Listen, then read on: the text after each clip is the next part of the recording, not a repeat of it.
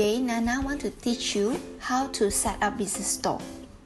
Firstly, go to the home page and you will see the button here, make a store.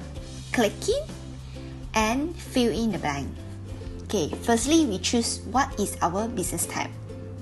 Example, we are doing bakery. We can then put in our store name like ABC Bakery, and then business descriptions. What are you doing about your store? You can describe and let people know.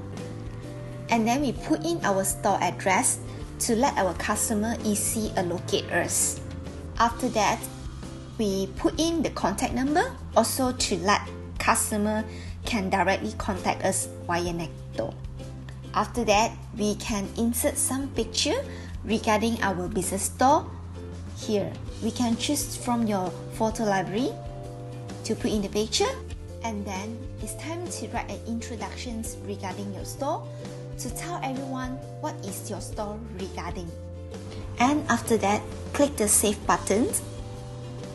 Congratulations! Finally, you're done to register your business store.